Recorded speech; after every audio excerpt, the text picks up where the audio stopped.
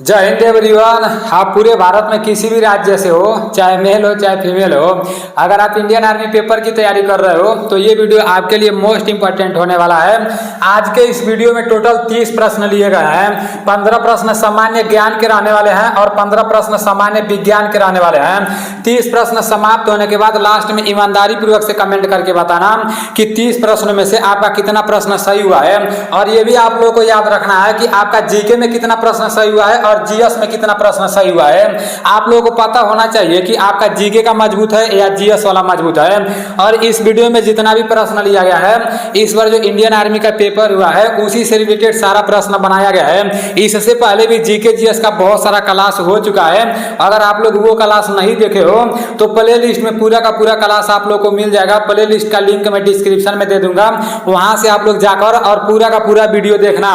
अगर पूरा वीडियो देखोगे ना तो ऐसा हो ही नहीं सकता है कि आपका इंडियन आर्मी का पेपर ना निकले। इस बार जो इंडियन आर्मी का पेपर हुआ था उसमें ये सारा प्रश्न पूछा गया था और आने वाले समय में जो इंडियन आर्मी का पेपर होगा तो इसी से रिलेटेड प्रश्न पूछा जाएगा। इसलिए सभी प्रश्नों को आप लोग को याद रखना है, ठीक है ना। और शाम को 7 बजे बीसू सर मैथ का क्लास चलाते हैं तो वो भी आप लोग को रेगुलर करते रहना है, एक भी क्लास छोड़ना नहीं है, ठीक है ना। मैथ का पूरा क्लास में चैप्टर वाइज जैसे प्ले लिस्ट में डाल दिया हूँ, तो पहला चैप्टर, दूसरा चैप्टर, तीसरा चैप्टर, ऐसे करके आप लोग चैप्टर वाइज फ्री में पढ़ सकते हो, ठीक है ना। वैसे तो आप लोगों को एप्लीकेशन में पढ़ाया जाता है, लेकिन प्ले लिस्ट में यहाँ पर जाओगे ना तो फ्री में आप लोग को सारा क्लास मिल जाएगा। तो चलते हैं अपने प्रश्न की तरफ। पहला प्रश्न है, पंडित रविशंकर का संबंध किस वाद्य यंत्र से है। आप लोग गिनती करते जाना कि 30 प्रश्न में से आपका कितना प्रश्न सही हो रहा है, ठीक है ना। और लास्ट में ईमानदारी पूर्वक से कमेंट करके बताना। कल मैं आप लोगों से बोला था कि भाई आप जिस राज्य के रहने वाले हो अपने राज्य का नाम बताना और अपने राज्य के राज्यपाल का नाम बताना, अपने राज्य के मुख्यमंत्री का नाम बताना। तो हमारे बहुत सारे साथी थे जो अपने राज्य का नाम बताए थे, अपने राज्य के मुख्यमंत्री का नाम बताए थे, अपने राज्य का राज्यपाल का नाम बताए थे। तो हमें ऐसा लगा कि हाँ यार लोग पढ़ रहे हैं, मतलब जैसे बातों को अच्छे से सुन रहे हैं और फॉलो कर रहे हैं। तो ये सारी चीजें देखकर मुझे बहुत अच्छा लगा मेरे भाई। और यही सारी चीजें देखता हूँ तो मतलब रात को 2-2 बजे तक, ढाई बजे तक मेहनत करने का मन करता है। तो पहला प्रश्न का आप लोग जवाब दो, पंडित रविशंकर का संबंध किस वाद्य यंत्र से है। गिटार, सितार, तबला, शहनाई। इसका राइट आंसर सितार हो जाएगा, sitar is right answer. Pandit Ravishankar का संबंध किस वाद्य यंत्र से है। पंडित रविशंकर का संबंध सितार से है, सितार इज राइट आंसर। आप लोग अपने कॉपी में लिख लेना, ठीक है ना, क्योंकि संडे के दिन दोबारा आप लोग को ये प्रश्न देखने को मिलेगा। नेक्स्ट प्रश्न है कि थल सेना दिवस कब मनाया जाता है। 15 जनवरी, 8 अक्टूबर, 4 दिसंबर और 30 जनवरी। थल सेना दिवस कब मनाया जाता है। थल सेना दिवस 15 जनवरी को मनाया जाता है। मैं आप लोगों को कई बार बता चुका हूं। आर्मी डे कब मनाया जाता है। आर्मी डे 15 जनवरी को मनाया जाता है। और यहाँ पर दिया गया है 8 अक्टूबर। वायुसेना दिवस 8 अक्टूबर को मनाया जाता है और 4 दिसंबर को नौसेना दिवस मनाया जाता है। आप सभी लोगों को तीनों के बारे में पता होना चाहिए, ठीक है ना। नेक्स्ट प्रश्न है, ख्वाजा मोइनुद्दीन चिश्ती की दरबार कहाँ है। ख्वाजा मोइनुद्दीन चिश्ती की दरबार कहाँ है। जयपुर, नई दिल्ली, अजमेर, माउंट आबू। इसका राइट आंसर क्या हो जाएगा। इसका राइट आंसर अजमेर हो जाएगा, अजमेर इज राइट आंसर। एक एक प्रश्न को चुन चुन कर लिखना, ठीक है ना। जिस तरह फिल्मों में बोलता है कि कातिया तुमको पता नहीं किस तरह से मारूंगा, उसी तरह से आप लोगों को भी चुन चुन के लिखना है, ठीक है ना। वो चुन चुन के मारने के लिए बोलता है, आप लोग को चुन चुन के लिखना है अगर फौज का वर्दी पहनना है तो, ठीक है ना। ख्वाजा मोइनुद्दीन चिश्ती का दरबार कहाँ है। ख्वाजा मोइनुद्दीन चिश्ती का दरबार अजमेर में है, ठीक है ना। अभी आप लोग को ये प्रश्न कई बार देखने को मिलेंगे, टेंशन ना लेना। नेक्स्ट प्रश्न है कि हड़प्पा की सभ्यता की किस युग से संबंधित है। हड़प्पा की सभ्यता किस युग से संबंधित है। हड़प्पा की सभ्यता किस युग से संबंधित है। स्वर्ण युग, रजत युग, कांस्य युग, इनमें से कोई नहीं। इसका राइट आंसर कांस्य युग हो जाएगा, कांस्य युग इज राइट आंसर। हड़प्पा की सभ्यता किस युग से संबंधित है। हड़प्पा की सभ्यता कांस्य युग से संबंधित है। मैं आप लोग को एक बात बताऊं, हमारे कुछ साथी लोग पता है क्या बोलते हैं, जिस दिन हमारा वीडियो नहीं अपलोड हो पाता है तो 1-2 कमेंट में देखा वो लोग बोलते हैं नीलेश भाई मैं सिर्फ आपका बात सुनने के लिए आता हूँ, आप जो बोलते हैं बहुत अच्छा लगता है। तो ऐसा क्या यार, हमारे बात में जरूर बताना, एक आध दो को तारीफ कर देना, सबसे अच्छा कौन सा बात अच्छा लगता है। हई वाला नहीं ना लगता है कि जय हिंद एवरीवन, हाँ पूरे भारत में किसी भी राज्य से हो, चाहे मेल हो चाहे फीमेल हो, अगर ये वाला बात ये अच्छा लगता है ना तो कमेंट में जरूर बताना, ठीक है ना। जो भाई ऐसा कमेंट करता है पहले तो मैं उसका कमेंट देकर खूब हंसता हूँ, पूरा हिक भर हंसता हूँ यार देखो मतलब अच्छा भी लगता है, ठीक है ना। नेक्स्ट प्रश्न है कि द एलिफेंट वीपर्स को कौन सा पुरस्कार मिला। द एलिफेंट वीपर्स को कौन सा पुरस्कार मिला।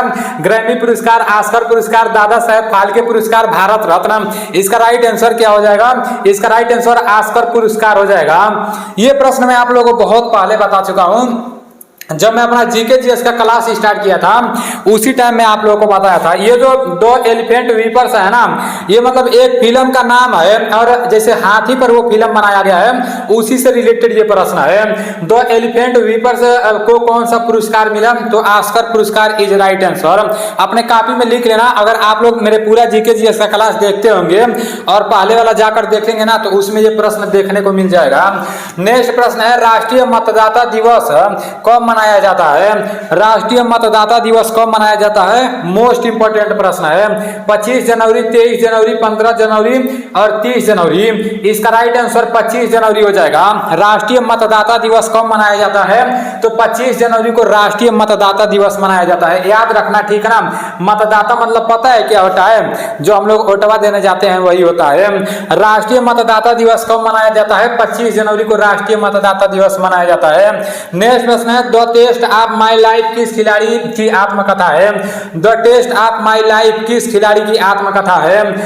ब्रायन लारा, सचिन तेंदुलकर, युवराज सिंह और विराट कोहली। इसका राइट आंसर युवराज सिंह हो जाएगा, Yuvraj Singh is right answer. The test of my life किस खिलाड़ी का आत्मकथा है, तो ये युवराज सिंह है, ठीक है ना। नेक्स्ट प्रश्न है कि सार्क की स्थापना कहाँ हुई थी। सार्क की स्थापना कहाँ हुई थी, नेपाल, बांग्लादेश, भारत और पाकिस्तान है। सार्क की स्थापना कहाँ हुई थी, इसका राइट आंसर बांग्लादेश हो जाएगा, Bangladesh is right answer.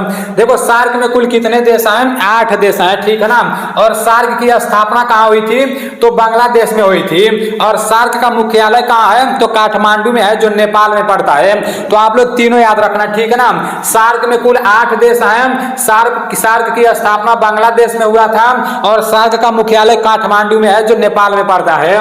Next प्रश्न है कि किस रंग के प्रकाश का प्रकीर्णन सबसे अधिक होता है। किस रंग के प्रकाश का प्रकीर्णन सबसे अधिक होता है, लाल, बैगनी, हरा और काला। तो इसका राइट आंसर क्या हो जाएगा, इसका राइट आंसर बैगनी हो जाएगा, बैगनी इज राइट आंसर। किस रंग के प्रकाश का प्रकीर्णन सबसे अधिक होता है, तो बैगनी रंग के प्रकाश का प्रकीर्णन सबसे अधिक होता है, ठीक है ना। किस रंग के प्रकाश का प्रकीर्णन सबसे अधिक होता है, तो बैगनी रंग के प्रकाश का प्रकीर्णन सबसे अधिक होता है। नेक्स्ट प्रश्न की तरफ चलते हैं। नेक्स्ट प्रश्न है किसे सितार और तबले का जनक माना जाता है। किसे सितार और तबले का जनक माना जाता है, रविशंकर, उस्ताद ईसा, अमीर खुसरो, इनमें से कोई नहीं। आप लोग अपने कॉपी में लिखते रहना, ठीक है ना, और गिनती करते रहना आपका कितना प्रश्न सही हो रहा है। किसे सितार और तबले का जनक माना जाता है, इसका राइट आंसर आपका अमीर खुसरो हो जाएगा। अमीर खुसरो जी को सितार और तबले का जनक माना जाता है। किसे सितार और तबले का जनक माना जाता है, अमीर खुसरो जी को सितार और तबलों का जनक माना जाता है। नेक्स्ट प्रश्न की तरफ चलते हैं। मधुबनी किस राज्य का लोक चित्रकला शैली है। मधुबनी किस राज्य के लोक चित्रकला शैली है, उत्तर प्रदेश, बिहार, असम, हरियाणा। इसका राइट आंसर क्या हो जाएगा, इसका राइट आंसर आपका बिहार हो जाएगा, Bihar is right answer. Madhubani किस राज्य के लोक चित्रकला शैली है, इसका राइट आंसर बिहार हो जाएगा, ठीक है ना। नेक्स्ट प्रश्न की तरफ चलते हैं।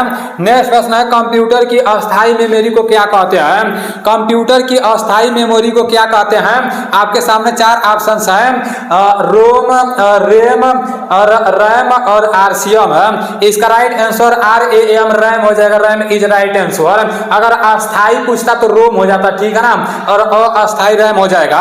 नेक्स्ट प्रश्न की तरफ चलते हैं। नेक्स्ट प्रश्न है वह एकमात्र ग्रह कौन सा है जो अपनी धुरी पर पूर्व से पश्चिम की ओर घूमता है।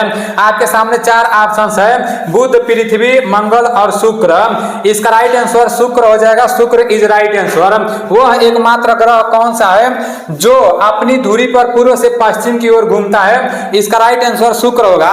और शुक्र शुक्र को भोर का तारा ऐसे मतलब बोला जाता है, इससे बहुत सारा प्रश्न बनता है, तो शुक्र के बारे में आप लोग पढ़ लेना, ठीक है ना। नेक्स्ट प्रश्न की तरफ चलते हैं। नेक्स्ट प्रश्न है, महात्मा बुद्ध ने अपना पहला उपदेश कहां दिया? सारनाथ, लुम्बिनी, बोध गया और कपिलवस्तु। इसका राइट आंसर सारनाथ हो जाएगा, Sarnath is right answer. Mahatma Buddha ने अपना पहला उपदेश कहां दिया? महात्मा बुद्ध ने अपना पहला उपदेश सारनाथ में दिया, याद रखना, ठीक है ना। नेक्स्ट प्रश्न है कि हैदराबाद किस नदी के किनारे स्थित है? गोदावरी, कृष्णा, मूसी और शिप्रा। इसका राइट आंसर मूसी हो जाएगा, Musi is right answer. Hyderabad किस नदी के किनारे स्थित है? हैदराबाद मूसी नदी के किनारे स्थित है। अभी आप लोगों के सामान्य ज्ञान के 15 प्रश्न समाप्त हो चुके हैं। अब सामान्य विज्ञान की तरफ चलते हैं। सामान्य ज्ञान में आपका कितना प्रश्न सही हुआ है, ईमानदारी पूर्वक से कमेंट करके बताना। अब चलते हैं सामान्य विज्ञान की तरफ। सामान्य विज्ञान का पहला प्रश्न और यहाँ 16वां प्रश्न है कि मनुष्य के हृदय में कितने कोष्ठ होते हैं? मनुष्य के हृदय में कितने कोष्ठ होते हैं? 5, 4, 3, 2। इसका राइट आंसर 4 हो जाएगा, 4 इज राइट आंसर। मनुष्य के हृदय में कितने कोष्ठ होते हैं? मनुष्य के हृदय में 4 कोष्ठ होते हैं। नेक्स्ट प्रश्न है, विटामिन सी की खोज किसने की? फंक ने, माइकुलन ने, हॉलकट ने, इनमें से कोई नहीं। विटामिन सी की खोज किसने की थी? तो इसका राइट आंसर हॉलकट ने हो जाएगा, हॉलकट इज राइट आंसर। और केवल विटामिन की खोज किसने की थी? तो विटामिन की खोज फंक ने की थी, ठीक है ना। खट्टे चीजों में विटामिन सी पाया जाता है। नेक्स्ट प्रश्न है कि मनुष्य का वैज्ञानिक नाम क्या है? राना, टिग्रिना, होमोसेपियंस, बास इंडिकस और इनमें से कोई नहीं। मनुष्य का वैज्ञानिक नाम क्या है? मनुष्य का वैज्ञानिक नाम होमोसेपियंस है, होमोसेपियंस इज राइट आंसर। मनुष्य का वैज्ञानिक नाम होमोसेपियंस है। और मेढक का वैज्ञानिक नाम राना टिग्रिना है। और गाय का वैज्ञानिक नाम क्या है? बास इंडिकस है, ठीक है ना। तीनों आप लोग याद कर लेना, लिख लेना। मेढक का वैज्ञानिक नाम राना टिग्रिना है, मनुष्य का वैज्ञानिक नाम होमोसेपियंस है, और बास का क्या होगा? गाय का क्या होगा? बास इंडिकस होगा, ठीक है ना। नेक्स्ट प्रश्न की तरफ चलते हैं। नेक्स्ट प्रश्न है, प्रकाश संश्लेषण की क्रिया सबसे तेज किस रंग के प्रकाश में होती है? प्रकाश संश्लेषण की क्रिया सबसे तेज किस रंग के प्रकाश में होती है? बैगनी रंग, नीला रंग, लाल रंग, पीला रंग। इसका राइट आंसर लाल रंग हो जाएगा, लाल रंग इज राइट आंसर। आप लोग अपने कॉपी में इस प्रश्न को लिख लेना। आगे बढ़ने से पहले मैं आप लोगों को एक बात बताना चाहूंगा। देखो, पूरे भारत के लिए जो रिलेशन भर्ती कराई जाती है, तो रिलेशन भर्ती में पहले पेपर नहीं कराया जाता है, पहले दौड़ ही कराया जाता है। तो बहुत सारे लोग ऐसे हैं जो दौड़ पास कर चुके हैं, मेडिकल फिट हो चुके हैं, और 10 सितंबर को उन लोगों का पेपर होने वाला है, रिलेशन वालों का, इंडियन आर्मी का पेपर होने वाला है। अगर आप में से रिलेशन वाले कोई साथी होंगे ना, तो कमेंट करना। बीसू सर बोल रहे थे अगर 100 से अधिक लोग रिलेशन वाले कमेंट करेंगे ना, तो उन लोगों के लिए मैं एक मैराथन क्लास चला दूंगा, जिससे पेपर में काफी ज्यादा मदद मिल जाएगा।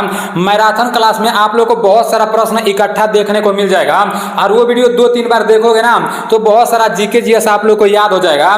तो रिलेशन वाले अगर 10 से 15 लोग होंगे ना, तो जरूर कमेंट करना। आप लोग के एक कमेंट से आप लोग का मैराथन क्लास चल सकता है, बताना जरूर, ठीक है ना। 10 सितंबर को रिलेशन वालों का पेपर होने वाला है। बीसू सर का जो एकेडमी है, यहाँ पर बहुत सारे रिलेशन वाले लड़के पढ़ाई करने आए हैं, ऑफलाइन में पढ़ते हैं, तो मतलब वो उन लोगों को पढ़ाते हैं, लेकिन बोल रहे थे अगर ऑनलाइन में 100 से अधिक लोग रिलेशन वाले होंगे ना, तो उन लोगों के लिए मैं स्पेशल मैराथन क्लास चला दूंगा।